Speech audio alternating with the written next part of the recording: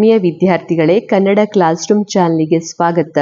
ಇವತ್ತಿನ ವಿಡಿಯೋದಲ್ಲಿ 7ನೇ ತರಗತಿ ಗಣಿತ ಅಧ್ಯಾಯ 4 ಅಕ್ಷರ ಸಂಖ್ಯೆಗಳ ಉಕ್ತಿಗಳು, ಇದರಲ್ಲಿ ಪುಟ ಸಂಖ್ಯೆ 101ರಲ್ಲಿ ಬರುವಂತಹ ಕಂಡುಹಿಡಿಯಿರಿ ವಿಭಾಗದ ಪ್ರಶ್ನೆ 2ರ ಉತ್ತರವನ್ನ ಕಂಡುಹಿಡಿಯೋಣ.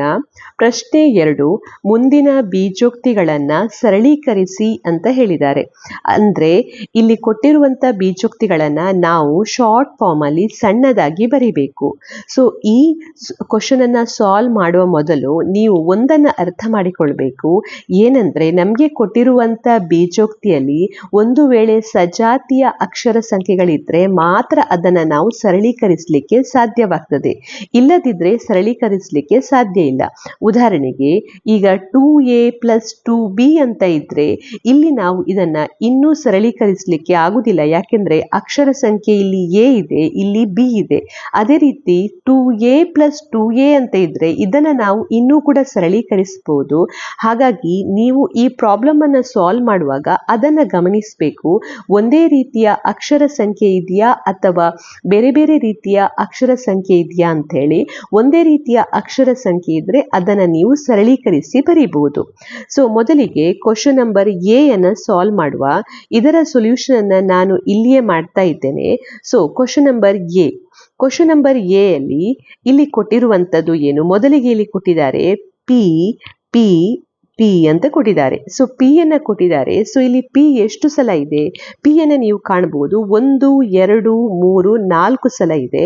ಹಾಗಾಗಿ ಇದಕ್ಕೆ ಉತ್ತರ ನಾವು 4p ಅಂತ ಬರೀಬಹುದು.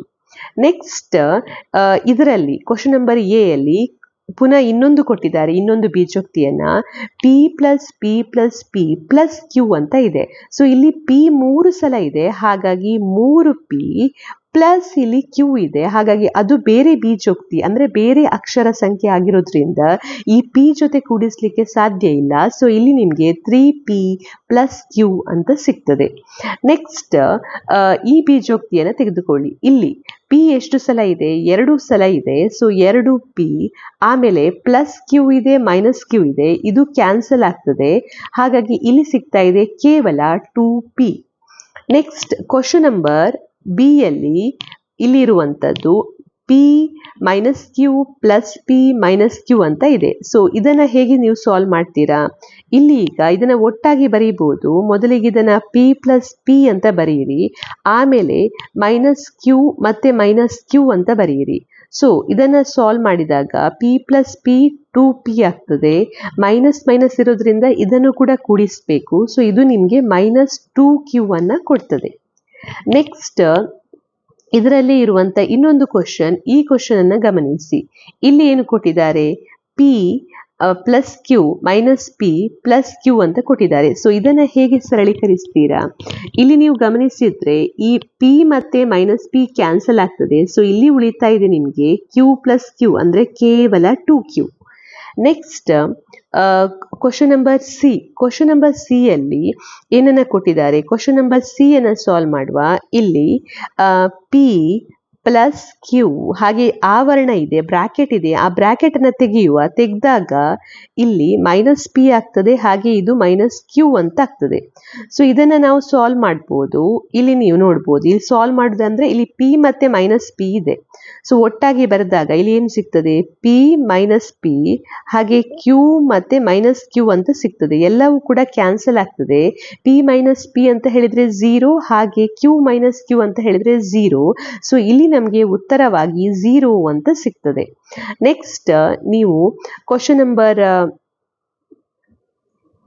ಇಲ್ಲಿರುವಂತ ಈ ಕ್ವಶನ್ ಅನ್ನ ಸಾಲ್ವ್ ಮಾಡಿ. ಈ ಕ್ವಶನ್ ಅನ್ನ ನೀವು ಹೇಗೆ ಸಾಲ್ವ್ ಮಾಡ್ತೀರಾ? ಇಲ್ಲಿ p - q - p - q ಅಂತ ಕೊಟ್ಟಿದ್ದಾರೆ. ಸೊ ಇದನ್ನ ಸಾಲ್ವ್ ಮಾಡಬೇಕಾದ್ರೆ ಮೊದಲಿಗೆ ಇದನ್ನ ಶಾರ್ಟ್ ಫಾರ್ಮ್ ಅಲ್ಲಿ ಬರೀಬಹುದು. ಸೊ ಇಲ್ಲಿ ಇದನ್ನ ಮಾಡ್ತಾ ಇದ್ದೇನೆ. ಸೊ p - p ಅಂತ ಇದೆ, ನೆಕ್ಸ್ಟ್ -q ಅಂತ ಇದೆ, ನೆಕ್ಸ್ಟ್ -q ಅಂತ ಇದೆ. ಸೊ ಈ p ಮತ್ತೆ ಈ p ಕ್ಯಾನ್ಸಲ್ ಆಗ್ತದೆ. -q - q ಅಂತ ಹೇಳಿದ್ರೆ -2q ಎನ್ನುವಂತ ಉತ್ತರ ನಿಮ್ಗೆ ಇದಕ್ಕೆ ಸಿಗ್ತದೆ. ನೆಕ್ಸ್ಟ್ ಕ್ವಶನ್ ನಂಬರ್ ಡಿ ಕೊಟ್ಟಿದ್ದಾರೆ. ಕ್ವಶನ್ ನಂಬರ್ ಡಿ ಅಲ್ಲಿ ಕೊಟ್ಟಿರುವಂತದ್ದು ಏನು? ಇಲ್ಲಿ 2d - t - t - t ಅಂತ ಕೊಟ್ಟಿದ್ದಾರೆ. ಸೊ ಇದನ್ನು ಹೇಗೆ ಸಾಲ್ವ್ ಮಾಡ್ತೀರಾ? So 2D minus T minus T minus T ಅಂತ ಇದೆ. ಸೊ ಮೈನಸ್ 3 ಸಲ ಇರೋದ್ರಿಂದ ಇದನ್ನು -3D ಅಂತ ಬರೀಬಹುದು. ಸೊ ನಾನು ಮೊದಲಿಗೆ 2Dಯನ್ನು ಹಾಗೆ ಬರೀತಾ ಇದ್ದೇನೆ. Next -3D minus T minus T ಈ ಮೂರನ್ನು ಕೂಡಿಸಿದಾಗ -3D ಆಗ್ತದೆ. ಸೊ 2D ಮೈನಸ್ 3D ಅಂತ ಹೇಳಿದರೆ ಇಲ್ಲಿ -1D ಅಥವಾ -D ಎನ್ನುವಂಥ ಉತ್ತರ ಸಿಗ್ತದೆ. ಸೊ ಇದು -D ಕೊಡ್ತದೆ. ನೆಕ್ಸ್ಟ್ ನಾವು ಇದನ್ನ ಸಾಲ್ವ್ ಮಾಡುವ. ಇಲ್ಲಿ ಕೊಟ್ಟಿರುವಂತ ಕ್ವಶನ್ ಅನ್ನ, ಸೊ ಇಲ್ಲಿ ಏನು ಕೊಟ್ಟಿದ್ದಾರೆ, 2D ಅಂತ ಕೊಟ್ಟಿದ್ದಾರೆ. ಸೊ 2D ಆಮೇಲೆ -t -d ಇದೆ. ಸೊ ಅದು ಏನಾಗ್ತದೆ, -2D ಆಗ್ತದೆ. ನೆಕ್ಸ್ಟ್ -c ಅಂತ ಇದೆ. ಸೊ ಇಲ್ಲಿ 2D ಇದೆ, -2D ಇದೆ, ಇದು ಕ್ಯಾನ್ಸಲ್ ಆಗಿ ಇಲ್ಲಿ ಕೇವಲ -c ಅಂತ ಸಿಗ್ತದೆ ಇದಕ್ಕೆ ಉತ್ತರ. ಸೊ -c ಎನ್ನುವಂಥದ್ದು ಇದರ ಉತ್ತರ. ನೆಕ್ಸ್ಟ್ ಕ್ವಶನ್ ನಂಬರ್ ಅನ್ನು ಸಾಲ್ವ್ ಮಾಡುವ. ಕ್ವಶನ್ ನಂಬರ್ ಅನ್ನು ಗಮನಿಸಿ. ಇಲ್ಲಿ ಏನು ಕೊಟ್ಟಿದ್ದಾರೆ, 2D -d ಮತ್ತೆ ಬ್ರಾಕೆಟ್ ಅಂದ್ರೆ ಆವರಣ ಇದೆ, ಆವರಣವನ್ನ ತೆಗೆದು ಬರೆಯಿರಿ. So -t minus minus plus ಆಗ್ತದೆ. So +c. ಸೊ ಇಲ್ಲಿ ಏನಿದೆ, 2D -t -2D +c. So ಇದು ಮತ್ತೆ ಇದು ಕ್ಯಾನ್ಸಲ್ ಆಗಿ ಇಲ್ಲಿ ಕೇವಲ c ಅಂತ ಉಳಿತದೆ. ನೆಕ್ಸ್ಟ್ ನಾವಿಲ್ಲಿ ಕ್ವಶನ್ ನಂಬರ್ ಇದನ್ನ ಸಾಲ್ವ್ ಮಾಡುವ. ಈ ಕ್ವಶನ್ ಇಲ್ಲಿ ಸಾಲ್ವ್ ಮಾಡ್ತಾ ಇದ್ದೇನೆ. ಸೊ ಇಲ್ಲಿ ಗಮನಿಸಿ ಯಾವ ರೀತಿಯಲ್ಲಿ ಸಾಲ್ವ್ ಮಾಡ್ತಾ ಇದ್ದೇನೆ ಅಂತ ಹೇಳಿ. ಸೊ ಈ ಕ್ವಶನ್ ಇಲ್ಲಿ ಸಾಲ್ವ್ ಮಾಡ್ತಾ ಇದ್ದೇನೆ. ಸೊ ಮೊದಲಿಗೆ ಬ್ರಾಕೆಟ್ ಅನ್ನು ತೆಗಿಬೇಕು.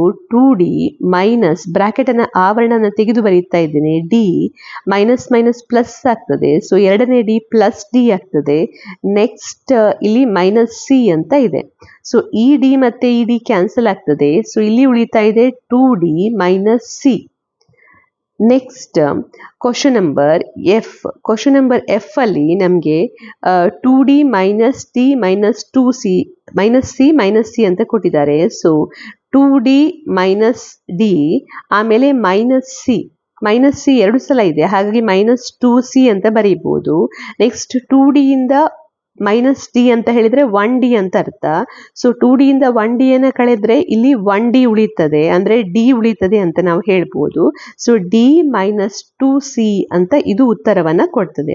ಸೊ ಈ ರೀತಿಯಲ್ಲಿ ಎಲ್ಲಾ ಸಂಖ್ಯೆಗಳ ಉತ್ತರವನ್ನ ನೀವಿಲ್ಲಿ ಕಾಣಬಹುದು. ಸೊ ಕ್ವಶನ್ ನಂಬರ್ ಎಗೆ ನಮಗೆ ಬಂದಿರುವಂತ ಉತ್ತರ ಯಾವುದು, 4P. ನೆಕ್ಸ್ಟ್ ಇಲ್ಲಿ ಇದಕ್ಕೆ 3P + Q. ನೆಕ್ಸ್ಟ್ ಇದಕ್ಕೆ 2P. ಆಮೇಲೆ ಕ್ವಶನ್ ನಂಬರ್ ಬಿ ಯಲ್ಲಿ ಬಂದಿರುವಂತ ಉತ್ತರ, ಇಲ್ಲಿ ಇದಕ್ಕೆ ಬಂದಿರುವಂತ ಉತ್ತರ 2P - Q ಹಾಗೆ 2Q ಇಲ್ಲಿ. ನೆಕ್ಸ್ಟ್ ಕ್ವಶನ್ ನಂಬರ್ ಸಿ ಯಲ್ಲಿ ಬಂದಿರುವಂತ ಉತ್ತರ 0. ಆಮೇಲೆ ಇದಕ್ಕೆ ಬಂದಿರುವಂತ ಉತ್ತರ ಇಲ್ಲಿ ಇದನ್ನ ಬರೆದಿದ್ದೇನೆ. ಸೊ ಇಲ್ಲಿ -2Q ಅಂತ ಸಿಕ್ಕಿದೆ ಇದಕ್ಕೆ. ಹಾಗೆ ಕ್ವಶನ್ ನಂಬರ್ ಡಿ ಯಲ್ಲಿ ನೀವು ಗಮನಿಸಬಹುದು, ಇಲ್ಲಿ ನಮಗೆ ಸಿಕ್ಕಿರುವಂತ ಉತ್ತರ -d ಹಾಗೆ ಇಲ್ಲಿ 2D - c ಅಂತ ಯಾವುದಿದೆ ಇದಕ್ಕೆ ನಮಗೆ ಸಿಕ್ಕಿರುವಂತ ಉತ್ತರ 2D - c. Next question number ಇಗೆ ನಮಗೆ ಸಿ ಎನ್ನುವಂತ ಉತ್ತರ ಸಿಕ್ಕಿದೆ. ಕ್ವಶನ್ ನಂಬರ್ ಇ ಅಲ್ಲಿ ಇನ್ನೊಂದು ಕ್ವಶನ್ 2D ಇದಕ್ಕೆ ನಮಗೆ 2D - c ಎನ್ನುವಂತ ಉತ್ತರ ಸಿಕ್ಕಿದೆ. ಹಾಗೆ ಇದಕ್ಕೆ ಸಿಕ್ಕಿರುವಂಥದ್ದು -c. ಆಮೇಲೆ ಕ್ವಶನ್ ನಂಬರ್ F ಅನ್ನು ನಾವಿಲ್ಲಿ ಫೈನಲಿ ಇಲ್ಲಿ ಸಾಲ್ವ್ ಮಾಡಿದ್ದೇವೆ. ಪ್ರಶ್ನೆ 2ರ ಎಲ್ಲ ಉತ್ತರಗಳನ್ನ ಇಲ್ಲಿ ಬರೆದಿದ್ದೇನೆ. ಸೊ ನೀವಿಲ್ಲಿ ಕಾಣಬಹುದು.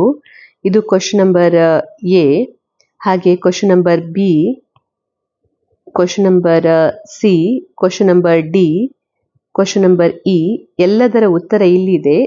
ಇದನ್ನ ನೋಡಿ ನೀವು ಉತ್ತರವನ್ನ ಬರೀತಾ ಹೋಗ್ಬೋದು.